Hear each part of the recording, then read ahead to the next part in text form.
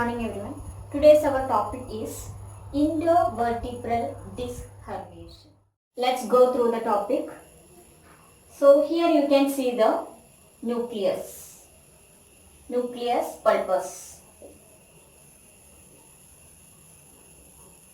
Okay, nucleus pulpus, and it is covered by a circular exterior that is known as annulus fibrosus. Okay, so the nucleus and it is covered by a circular exterior which is known as annulus fibrosus, and here you can see the spinal cord. This is the nerve roots. This is the nerve, spinal nerves. Spinal nerves. Okay, so you have to see that this is the nucleus. It is covered by a circular exterior which is known as annulus fibrosus. Here the spinal cord and here the spinal nerves. Okay. See what will happen in the endovertebral disc herniation. Okay. So I have explained for the normal condition, this nucleus is like this and it is covered by the annulus fibrosus. Okay. When it comes in the disc herniation, this nucleus will be protruded. Okay. The nucleus will be protruded. So the nucleus protruded into the annulus subsequently leads to compression of the spinal nerve. That condition is known as endovertebral disc herniation. Nucleus, the protrusion of the nucleus into the annulus fibrosus subsequently leads to the compression of, spinal nerves. That condition is known as disc herniation. This herniation of the disc can occur at any portion of the vertebral column, and the compression of this nerve can lead to severe back pain or leg pain. We see some of the risk factors of disc herniation. First is degeneration. As getting older or as getting aging, what will happen? This disc will become weak and less flexible. So it will become weak and less flexible. That can lead to rupture of the disc even in less strain. Okay, so that is known as degeneration. The first risk factor is degeneration. Factor is trauma. The traumatic event can lead to injury to the spinal cord, can lead to the disc herniation. And another is congenital predisposition. Once the mother or father or the parents having any condition of the disc herniation, may chance for getting to the baby. The risk factor is sedentary occupation. That means the job setting or the work settings which is involved more sitting, standing, lifting, walking. These kind of activities are more in their job setting, can lead to the risk factor for the disc herniation. The risk factor is obesity. Obesity means the overweight. This overweight can lead to extra weight put on the spinal cord and the disc.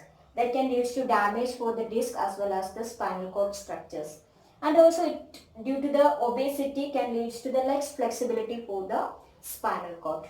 So better to do good exercise to reduce the obesity. Factor or another risk factor is smoking. So the toxin contained in the smoking can lead to damage the spinal cord. At the same time, the smoking can increase the cough. So due to the cough, it can increase the pressure over the disc and spinal cord. So that will become the more risk factor for the disc herniation. And we'll see about the clinical manifestation of the disc herniation. So the herniation can occur with or without symptoms. The symptom is always depend upon the location, that means site of the herniation or else the rate of development and the effect of the surrounding. So depending upon the location, rate of development and the effect of surroundings, these symptoms will occur in the body. Symptomatic herniation, the symptoms which is occurring like pain, and another is sensory changes, loss of reflex and muscle weakness. These are the most symptoms which you can observe in the disc herniation if it is a symptomatic. Cervical manifestation, the symptoms you can observe like pain and stiffness in the neck, shoulder and region of scapula. Okay, where it is the pain and stiffness in the neck, shoulder and scapula, and you can same time you can observe the pain at the upper extremities. Extremities means the arms, okay, and head. The pain in the upper extremities and head. The paresthesias you can observe like tingling, numbness in the upper extremities, and also the weakness in the upper extremities. This you can observe in the cervical manifestations. The lumbar manifestations. In the lumbar manifestations, the pain in the lower back. So the pain in the lower back can radiate into the buttocks and down to legs. That's referred as sciatica. Okay. And another is stiffness in the posture or unnatural positions or posture can observe in the lumbar manifestations, and also loss of reflex. Loss of reflex and weakness. So these are the main manifestations. Pain in the lower back, that pain can radiate to buttocks and down to legs, that's referred as sciatica, and stiffness in the posture and loss of reflex and weakness. Diagnostic evaluation. How you can detect the disc herniation? First is CT, that is computer tomography, which will provide the cross-sectional pictures of the spinal cord. And another is magnetic resonance imaging, MRI. Okay, so this will provide the information regarding the tissues and organs. Another is electromyography. So the electromyography, which will provide the information regarding the electrical impulses which is passing through the nerves and nerve roots and the muscle tissues. And another is myelogram, which will provide the information regarding the spinal cord and nerves and the disease condition, how it has affected to the spinal cord and nerves in the spinal canal. And the goals of medical management. The goals of medical management first is immobilize, to make the patient comfort and immobilize, to create a space for healing of the tissues. And another is reduce the inflammation for the surrounding tissues as well as the spinal cord. So these are the main two goals for the medical management. The non-pharmacological management for the disc herniation is complete bed rest. The complete bed rest at least for 2 days. Okay. And another is hot or ice massage on the affected area. Another is physical therapy. So these are the main non-pharmacological management for the disc herniation. Pharmacotherapy. For the pharmacotherapy, first is inflammatory drugs. The inflammatory drugs which is reducing the inflammation. Example, ibuprofen and prednisone.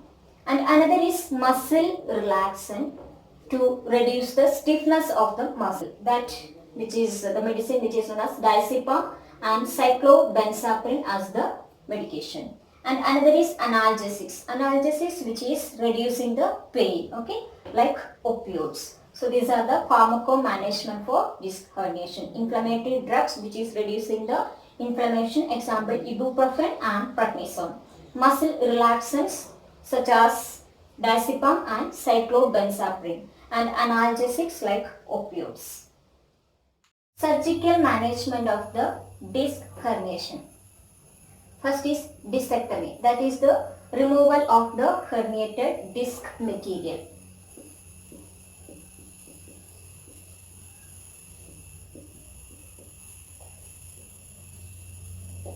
So discectomy, and another is laminectomy. So laminectomy is also surgical removal of the vertebral bone which is known as lamina. And another is spinal fusion. The spinal fusion is the connecting of two or more vertebrae which can lead to eliminating the motion between them. That means movement between them can be eliminated by joining two or more vertebrae. And another is microdiscectomy and percutaneous discectomy. Both are also doing the same function, that is herniated disc removal. So these are the main surgical management for the disc herniation, that is discectomy, laminectomy, spinal fusion, microdiscectomy and percutaneous discectomy.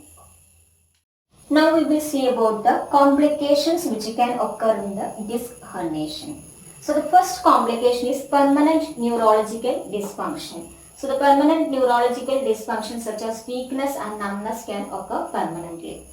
And another is chronic pain, long time pain. And another is cauda equina syndrome. In this syndrome, what will happen? The nerve roots of the cauda equina once compresses, that will disrupt the motor and sensory functions of the bladder and lower extremities. So in this condition, what will happen? The patient will get paralysis. So it is one of the medical emergency condition. So these are the main complications: permanent neurological dysfunction, chronic pain, cauda equina syndrome.